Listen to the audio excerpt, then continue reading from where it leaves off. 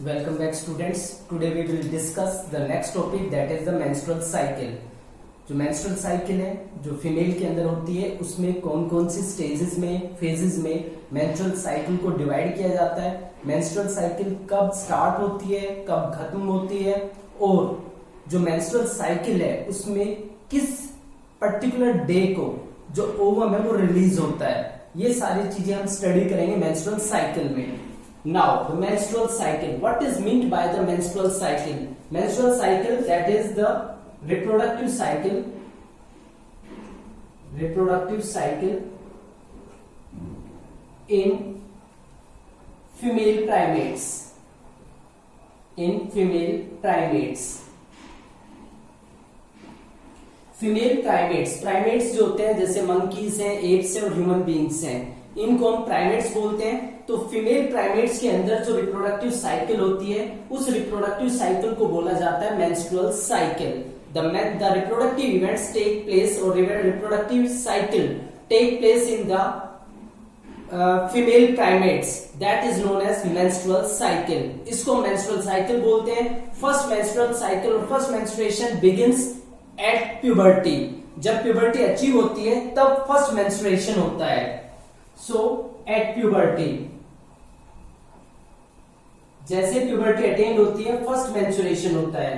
First menstruation means first menstrual cycle puberty के time पे start होती है. जो फर्स्ट मेंस्ट्रुएशन होता है या मेंस्ट्रुअल फ्लूइड जो रिलीज होता है साइकिल की स्टार्टिंग जो होती है उसको हम बोलते हैं मिनार्की कंडीशन.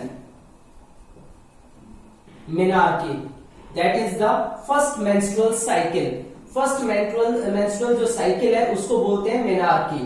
तो मेनार्की फर्स्ट मेंस्ट्रुअल साइकिल यानी कि मेंस्ट्रुअल साइकिल की स्टार्टिंग बिगिनिंग को बोला जाता है मेनार्की कंडीशन. अब जो मेंस्ट्रुअल साइकिल है उसमें काफी सारी इवेंट्स होती हैं और एक पर्टिकुलर साइकिल के खत्म होते के साथ दूसरी साइकिल स्टार्ट हो जाती है, तो इसीलिए इसको मेंस्ट्रुअल साइकिल बोलते हैं. अब जो मेंस्ट्रुअल साइकिल है इसके अंदर जो ओवम रिलीज होता है वो साइकिल के मिड वे में रिलीज होता है. अब जो मेंस्ट्रुअल साइकिल है उसको अंडरस्टैंड करने के लिए कुछ फेजेस के अंदर डिवाइड किया जाता है. जनरली मेंस्ट्रुअल साइकिल को 3 फेजेस में डिवाइड करते हैं. 3 फेजेस. कौन सी 3 फेजेस है जिसमें मेंस्ट्रुअल साइकिल को डिवाइड किया जाता है? अब जो मेंस्ट्रुअल साइकिल की 3 फेजेस हैं, फर्स्ट फेज होती है menstrual phase, menstrual phase. Second that is follicular phase. Follicular phase जिसको प्रोलिफरेटिव फेज भी बोलते हैं. Proliferative phase. Third luteal phase. Luteal phase और that is also known as secretory phase. Secretory phase. Generally in 3 phases के अंदर menstrual cycle को divide किया जाता है. अब सबसे पहले बात करते हैं मेंस्ट्रुअल फेज की. जो मेंस्ट्रुअल साइकिल है उसकी पहली स्टेज, जनरली माना जाता है कि जो मेंस्ट्रुअल साइकिल वो स्टार्ट होती है मेंस्ट्रुअल फेज से. Menstrual cycle starts with menstrual phase. Menstrual phase से मेंस्ट्रुअल साइकिल स्टार्ट होती है. मेंस्ट्रुअल फेज कैसे कैरेक्टराइज की जाती है? Menstrual phase is characterized by the flow of blood. यहां पे जो ब्लड का फ्लो होता है जो फीमेल रिप्रोडक्टिव ट्रैक्ट है उसको मेंस्ट्रुएशन बोलते हैं. तो पहली जो फेज होती है वो मेंस्ट्रुअल फेज होती है. इसको पहली स्टेज माना जाता है और इसमें होती है मेंस्ट्रुअल फ्लो और you can say bleeding. Menstrual flow और ब्लीडिंग, ये स्टेज कैरेक्टराइज होती है मेंस्ट्रुअल फ्लो से या ब्लीडिंग से. अब जो ये फेज है वो लगभग 3 to 5 डेज तक एक्सटेंड करती है. यानी कि फर्स्ट डे से स्टार्ट होके ये 3 डे, 3rd डे तक या 5th डे तक, लास्ट यानी कि 1 से लेके 5 डे तक का इसका पीरियड होता है. 1 से लेके 5 दिन तक मेंस्ट्रुअल जो फेज है वो एग्जिस्ट कर सकती है. वेरिएबल हो सकती है, 1 to 3 डेज हो सकती है, 1 to 5 डेज तक हो सकती है। अब जो मेंस्ट्रुअल फेज है, इसमें जो फ्लूइड रिलीज होता है, उस फ्लूइड में कंसिस्ट क्या होता है? एक्चुअल में जो मेंस्ट्रुअल फेज है उसमें जो फ्लूइड रिलीज होता है वो दो चीजों से मिलकर बना होता है। एक तो जो यूट्रस है, यूट्रस की जो इनर मोस्ट लेयर होती है उसको बोलते हैं एंडोमेट्रियम लेयर। तो एंडोमेट्रियम जो लेयर है उसके रप्चर होने से उसके ब्रेकेज का जो पार्ट है वो इसके अंदर प्रेजेंट होता है, और साथ में जो एंडोमेट्रियम है उसके अंदर ब्लड वेसल्स का भी काफी ज्यादा ग्रोथ होता है। तो जैसे एंडोमेट्रियम रप्चर होती है, ब्लड वेसल्स भी रप्चर होते हैं, जिसका ब्लड भी उस फ्लूइड के अंदर आ जाता है। तो जो फ्लूइड होता है, जो मेंस्ट्रुअल फ्लूइड होता है, उसके अंदर एंडोमेट्रियम लाइनिंग के फ्रेगमेंट्स होते हैं और साथ में ब्लड प्रेजेंट होता है। सो मेंस्ट्रुअल फ्लूइड, मेंस्ट्रुअल फ्लूइड इसके अंदर प्रेजेंट होते हैं ब्लड वेसल्स यानी कि ब्लड होता है, साथ में एंडोमेट्रियम का जो पार्ट्स होता है, एंडोमेट्रियम फ्रेगमेंट्स आप बोल सकते हैं। कंप्लीट ब्रेकडाउन नहीं होता है, लेकिन जो उसका ग्रोथ होता है, एक्सेसिव ग्रोथ, वो ब्रेकडाउन होके फ्लूइड की फॉर्म में बॉडी से बाहर रिलीज होना स्टार्ट हो जाता है। अब नेक्स्ट थिंग आती है इसमें, जब भी मेंस्ट्रुअल साइकिल को हम स्टडी करते हैं तो मेंस्ट्रुअल साइकिल में सबसे इंपॉर्टेंट ये होता है कि मेंस्ट्रुअल साइकिल में रिप्रोडक्टिव ट्रैक्ट के अंदर जितने भी चेंजेस हैं उन सभी को मेंस्ट्रुअल साइकिल में कंसीडर किया जाता है। अब रिप्रोडक्टिव साइकिल में या रिप्रोडक्टिव ट्रैक्ट में क्या क्या चेंजेस होते हैं और हार्मोन्स का लेवल क्या चेंज होता है, वो सारी चीजें कंसीडर की जाती है। रिप्रोडक्टिव ट्रैक्ट की बात की जाए तो रिप्रोडक्टिव ट्रैक्ट जो है उसमें यूट्रस के अंदर चेंज को कंसीडर किया जाता है। उसके बाद ओवरीज के अंदर चेंज क्या क्या होता है किस पर्टिकुलर स्टेज में। थर्ड, जो बॉडी का फ्लूइड है यानी कि ब्लड है, ब्लड के अंदर हार्मोनल लेवल को भी कंसीडर किया जाता है, that is the changes in the reproductive tract, hormonal level in the blood and in the ovaries। इन तीनों चीज में जो भी चेंजेस आते हैं उन सारे चेंजेस को मिला के बोला जाता है reproductive changes in the menstrual cycle. तो यहाँ पे यूट्रस में क्या चेंज होगा, ब्लड के अंदर हार्मोन्स के लेवल में कितना चेंज आएगा। हार्मोन्स दो तरह के हैं, पिट्यूटरी हार्मोन्स का लेवल कितना चेंज होगा और ओवरियन हार्मोन्स का लेवल कितना चेंज होगा। साथ में ओवरियन इवेंट्स यानी कि ओवरी में क्या क्या चेंज होगा, ये सारा कंसीडर किया जाता है जब भी मेंस्ट्रुअल साइकिल को हम कंसीडर करते हैं। अब जो मेंस्ट्रुअल साइकिल है इसमें मेंस्ट्रुअल फ्लो से कैरेक्टराइज होती है, टाइम पीरियड इसका 3 to 5 डेज तक एक्सटेंड करती है। इसमें जो फ्लूइड होता है वो एंडोमेट्रियम के ब्रेकडाउन से और जो ब्लड वेसल्स है उनके रप्चरिंग से जितना भी कंटेंट है वो सारा रिलीज होता है मेंसेस की फॉर्म में। अब जो मेंस्ट्रुएशन है या मेंस्ट्रुअल फेज है वो होती क्यों है, कब होती है ये मेंस्ट्रुअल फेज? जब फर्टिलाइजेशन नहीं होता है। अगर फर्टिलाइजेशन फेल हो जाता है उस टाइम पे मेंस्ट्रुएशन होता है।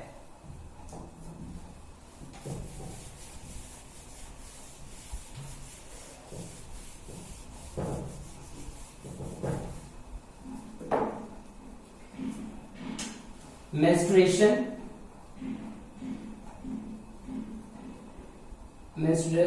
menstrual cycle occur when fertilization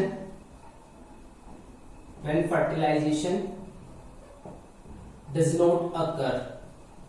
जब फर्टिलाइजेशन नहीं होता है तो उस टाइम पे मेंस्ट्रुअल साइकिल होती है। यानी कि मेंस्ट्रुअल जो फेज है, मेंस्ट्रुएशन फेज है, वो तब होती है जब फर्टिलाइजेशन नहीं हुआ है। यानी कि फर्टिलाइजेशन अगर हो जाता है तो मेंस्ट्रुअल साइकिल नहीं होती। इसका मतलब ये निकल के आता है, मीन्स नो फर्टिलाइजेशन,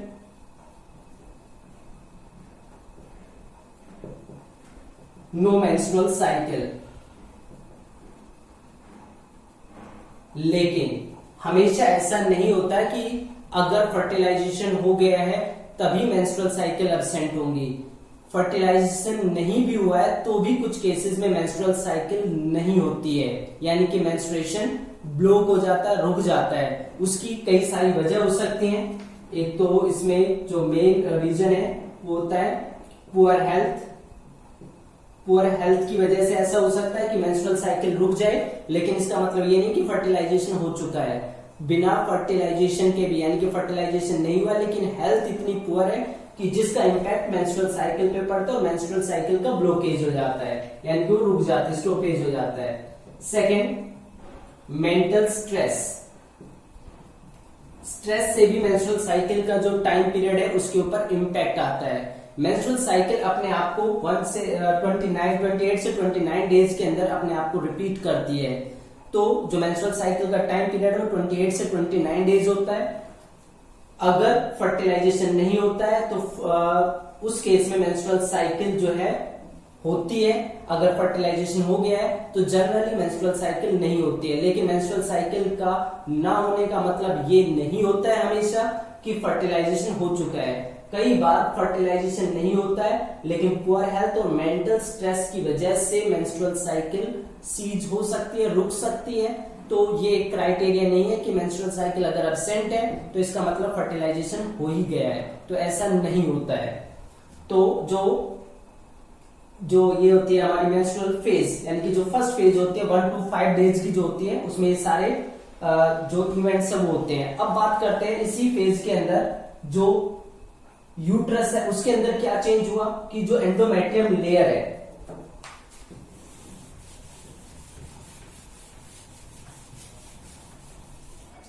चारों चीजों को हम देख लेते हैं। यहाँ पे क्या क्या चेंज हुआ।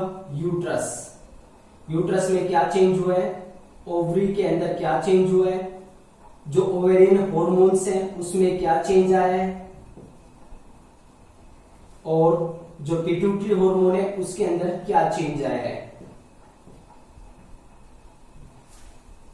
जब मेंस्ट्रुअल फेज की बात की जाती है, मेंस्ट्रुएशन फेज की बात की जाती है, तो सबसे पहले जो यूट्रस है, एंडोमेट्रियम रप्चर, यहां पे एंडोमेट्रियम रप्चर हो जाती है, वो मेंटेन नहीं हो पाती है। ओवरी की बात करें तो ओवरी में जो ये कह सकते हैं कि जो प्राइमरी फोलिकल्स है या जो मैच्योर फोलिकल्स है उनके बीच में कोई ज्यादा चेंज नहीं होता, क्योंकि ग्राफिन फोलिकल्स से ही ओवम निकलता है। तो ग्राफिन फोलिकल जो है वो अपने आप को कॉर्पस लुटियम में चेंज करती है। तो जब मेंस्ट्रुअल साइकिल होती है तो कॉर्पस लुटियम एक तरीके से डिसअपियर हो जाती है। यहाँ पे लिखा हुआ है रिग्रेसिंग कॉर्पस लुटियम। रिग्रेसिंग का मतलब डिसअपियर होना, तो जो कॉर्पस लुटियम है वो डिसअपियर हो जाता है। कॉर्पस लुटियम डिसअपियर, वो डिसइंटीग्रेट हो जाता है, रिग्रेस हो जाता है। ये चेंज आता है ओवरी के अंदर। ओवरियन हॉर्मोन्स की बात करें तो ओवरियन हॉर्मोन्स होते हैं एस्ट्रोजन एंड प्रोजेस्टेरोन। अब मेंस्ट्रुअल साइकिल में प्रोजेस्टेरोन को रिलीज करता है कॉर्पस लुटियम। अब कॉर्पस लुटियम ही नहीं बचा है तो प्रोजेस्टेरोन का लेवल भी डाउन चला जाता है। Very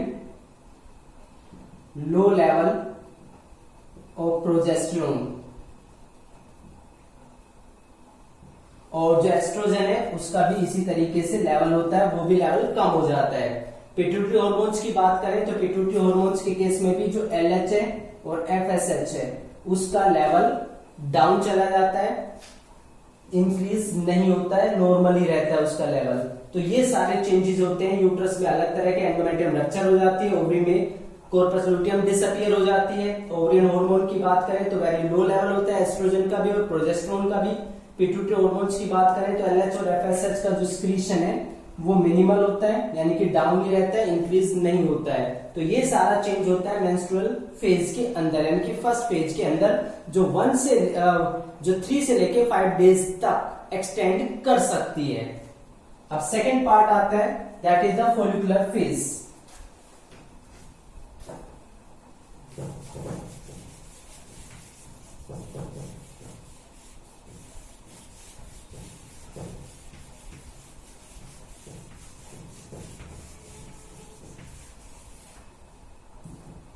follicular phase second.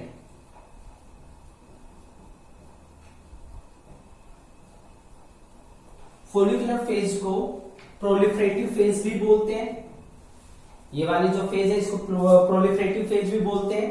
Menstrual phase के बाद ये स्टार्ट होती है और ये लगभग 3rd या 4th डे से स्टार्ट होके और 14th डे तक लगभग चलती है। That is occur after menstrual menstrual phase. Menstrual phase के बाद ये होती है 3 to 5 डेज से स्टार्ट होती है, 3rd और 5th डे से स्टार्ट होती है और 13th डे तक ये रहती है जनरली। तो इसको हम बोलते हैं फोलिकुलर फेज। अब जब मेंस्ट्रुअल फेज हुई थी तो उसमें एंडोमेट्रियम, यूट्रस के अंदर पूरी तरीके से एंडोमेट्रियम का जितना भी ग्रोथ हुआ था सारा ब्रेक हो गया था, मींस एंडोमेट्रियम नॉर्मल हो गया था। अब फोलिकुलर फेज में क्या क्या चेंजेस आते हैं, तो वापस इन्हीं चीजों को देखते हैं। यूट्रस के अंदर क्या चेंज आता है, यहाँ पे देखिए मेंस्ट्रुअल फेज जब हुई तो यूट्रस के अंदर की जो एंडोमेट्रियम लाइनिंग है वो लगभग अपने सबसे लोअर लेवल पे आ चुकी थी, लेकिन जैसे जैसे फोलिकुलर फेज में एंट्री होती है लगातार एंडोमेट्रियम की लाइनिंग इंक्रीज होने लगती है, यानी कि एंडोमेट्रियम का ग्रोथ होता है। continuous growth of endometrium, endometrium का कंटिन्यूस ग्रोथ होता है। ये तो हो गया यूट्रस के अंदर होने वाला चेंज। ओवरी की बात करते हैं, ओवरी में क्या चेंज होता है। ओवरी में जो प्राइमरी फोलिकल्स हैं वो अब लगातार अपने आप को मैच्योर करते हैं और डिफरेंशिएट कर लेते हैं ग्रेफिन फोलिकल्स के अंदर या मैच्योर फोलिकल्स के अंदर। Primary follicles grow and change into mature follicle। जो प्राइमरी फोलिकल्स है वो अपने आप को मैच्योर फोलिकल में चेंज कर लेती है। तो ये चेंज होता है ओवरीज के अंदर। तो आप यहाँ पे देख रहे हैं प्राइमरी फोलिकल, सेकेंडरी, फिर टर्सरी और अल्टीमेटली मैच्योर फोलिकल या ग्रेफिन फोलिकल। तो ये सारा जो चेंज है वो फोलिकुलर फेज के टाइम पे ही होता है। अब फोलिकुलर फेज के बाद जो हॉर्मोन्स का लेवल है, ओवरियन हॉर्मोन्स का लेवल कितना होगा, क्या बढ़ेगा या कम होगा, डिक्रीज होगा या इंक्रीज होगा। ओवरियन हॉर्मोन्स है एस्ट्रोजन और प्रोजेस्टेरोन, ये होते हैं। प्रोजेस्टेरोन का जो लेवल है वो कोई इंक्रीज शो नहीं कर रहा है पूरे फेज में, फोलिकुलर फेज में कोई इंक्रीज नहीं हो रहा है, ये ब्लैक लाइन जो रिप्रेजेंट कर रही है। लेकिन जो एस्ट्रोजन है उसका लेवल कुछ देर तक तो नॉर्मल रहता है, उसके बाद बढ़ने लगता है। तो जो एस्ट्रोजन का लेवल इंक्रीज हो रहा है वो यहां पे रिप्रेजेंट किया जाता है increasing level of estrogen. Estrogen का लेवल इंक्रीज हो जाता है, फर्स्ट थिंग। उसके बाद नेक्स्ट थिंग आती है pituitary hormones.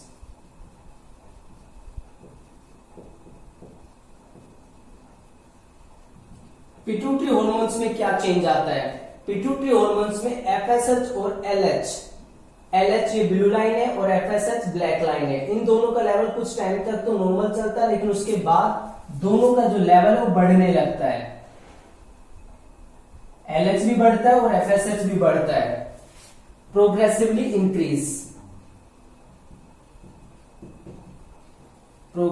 Increase in level of LH and FSH।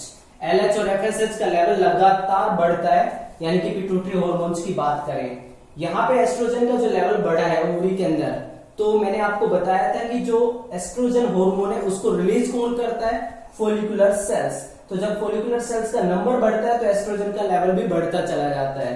तो ये चेंजेस होते हैं फोलिकुलर फेज में। मेंस्ट्रुअल फेज के जस्ट बाद ये स्टार्ट होती है और अबाउट 13th डे तक ये चलती है। मींस इसका टाइम पीरियड 13 डे का नहीं है। अगर मेंस्ट्रुअल फेज 3rd डे को खत्म होते हैं तो 4th डे से फोलिकुलर फेज स्टार्ट हो जाएगी और 13th डे तक ये चलेगी, क्योंकि 14th डे को होता है ओवुलेशन, जिसको जनरली ओवुलेशन डे या ओवुलेटरी फेज भी बोल देते हैं। तो वहां तक ये एक्सटेंड करती है। अब यूट्रस में क्या चेंज होता है जब फोलिकुलर फेज होती है, तो यूट्रस में कॉन्टिन्यूस ग्रोथ होता है एंडोमेट्रियम का। ओवरी की बात करें तो प्राइमरी फोलिकल लगातार इंक्रीज होती है और अपने आप को मैच्योर फोलिकल में चेंज कर लेती है। ओवरियन हार्मोन की बात करें तो एस्ट्रोजन का लेवल कॉन्टिन्यूसली इंक्रीज करता है। पिट्यूटरी हार्मोन्स में एलएच और एफएसएच का लेवल भी लगातार बढ़ता है। अब इसी के साथ रिलेट करती है ओवुलेशन स्टेज, ओवुलेशन या ओवुलेटरी फेज।